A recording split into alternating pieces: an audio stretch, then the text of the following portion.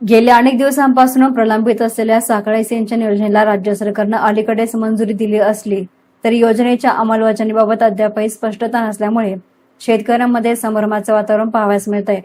आणि याच पार्श्वभूमीवर श्रीगोंदा शहरामध्ये घोडबचाव कृती समितीच्या वतीनं घोड धरण लाभक्षेत्रामधील लाभधारक शेतकरी, पाणी वापर सहकारी संस्थेचे पदाधिकारी आणि सभासदांची बैठक पार पडली।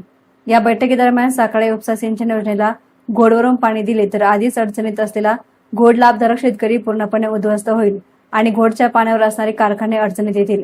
साखळी योजना व्हावी यासाठी आम्ही आग्रही आहोत, मात्र आमच्या हक्काचं पाणी आम्ही देणार नसून सरकारने यावर दुसरा पर्याय शोधावा अशी मागणी मुख्यमंत्री, उपमुख्यमंत्री आणि जलसंपदा मंत्री यांच्याकडे करणार असल्याचं सामाजिक कार्यकर्त्यांनी आणि शेतकऱ्यांनी सांगितलं आहे।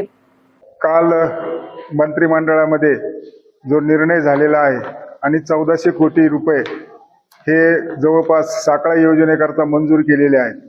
साखळी योजना व्हावी याकरता आमचा कोणाचाही या ठिकाणी विरोध नाही, परंतु आम्ही घोड धरणामध्ये पाण्याची उपलब्धता आहे का याकरता सर्व प्रकारची माहिती या ठिकाणी घेऊन आम्ही योग्य त्या जलसंपदा अधिकाऱ्यापर्यंत आम्ही पोहोचणार आहोत। त्याचप्रमाणे वेळ प्रसंगी जर आम्हाला असं वाटलं तर जलसंपदा मंत्री असतील, त्याचप्रमाणे आमचे पालकमंत्री असतील, उपमुख्यमंत्री असतील आणि मुख्यमंत्री असतील, या सर्वांसमोर आमचं निवेदन एक त्या ठिकाणी आम्ही देणार आहोत। आणि आता जे टिळकजींनी सांगितलेलं आहे की जी मूळची योजना ही विसापूरमधून होती त्याप्रमाणे ती योजना करावी आणि ती कशी फिजिबल आहे हे सांगण्याचा आम्ही या ठिकाणी प्रयत्न करणार आहोत।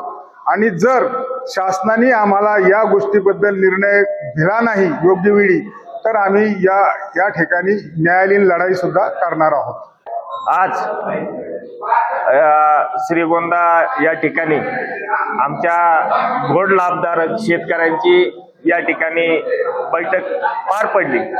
बैठकीचा विषय साखळी योजना जी मंजूर झालेली ती योजना कशा प्रकारे मंजूर झालेली आणि त्याचा परिणाम घोड लाभधारक शेतकऱ्यांवरती, घोड धरणावरती कशा पद्धतीने होणार आहे यासाठी चर्चा विनिमय करण्यासाठी ही बैठक या ठिकाणी आयोजित केलेली होती। या बैठकीसाठी घोड लाभधारक भागातील सर्व शेतकरी या ठिकाणी उपस्थित होते। पहिल्यांदा आम्ही एक गोष्ट क्लिअर करतो, साखळी योजना व्हावी याला आमचा अजिबात विरोध नाहीये, परंतु ती योजना होताना ज्या ठिकाणून ती योजना होणार आहे त्या ठिकाणच्या शेतकऱ्यांवरती अन्याय होऊ नये, त्यांची शेती विस्कळीत होऊ नये, त्यांना पाणी मुबलक मिळावं हे धोरण ठेवून खऱ्या अर्थाने ही बैठक पार पडलेली। सध्याची परिस्थिती घोडची पाहिलं तर घोड लाभधारक शेतकऱ्यांचं जे 12 कॅनल होता तो आज फक्त 3 रोटेशन या ठिकाणी वर्षभरात होतात।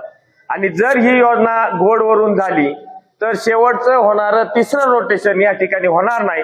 आणि सर्वात जास्त ऊस उत्पादक शेतकरी, बागायतदार शेतकरी हा घोड पट्ट्यामध्ये आहे। श्रीगोंदा कारखाना असेल, अनेक कारखाने असतील, हे कारखाने या पट्ट्यावरती खऱ्या अर्थानं अवलंबून आहेत। आणि जर हे सगळं टिकवायचं असेल तर ही योजना करताना फेरविचार करण्यात यावा। आणि जी योजना विसापूरवरून ठरलेली होती त्याची मागणी ही घोड म्हणून कोणाची नव्हती, अशी मागणी नसतानाही ती योजनाचा घाट कुणी घातला आणि कशासाठी घातला हे थोडं खरं पाहण्याची गरज आहे। म्हणून या ठिकाणी आज सर्व शेतकरी, आमचे टिळक बोस असतील, आमचे मार्गदर्शक ऍडव्होकेट काकडे नाना असतील, हे उपस्थित राहिले। आणि या ठिकाणी असा निर्णय झालाय की घोड पट्ट्यातील सर्व गावांमध्ये सर्व शेतकऱ्यांच्या बैठका घेऊन योजना कशा प्रकारे होणार आहे आणि त्याचा दुरोगामी परिणाम हा घोड धरणावरती त्याचबरोबर आपल्या शेतकऱ्यांवरती कसा होणार आहे हे समजून सांगून हे शासन दरबारी या ठिकाणी नाना असतील, आमचे टिळक बोस असतील, सर्व शेतकरी शासन दरबारी मांडण्याचं काम करणारे।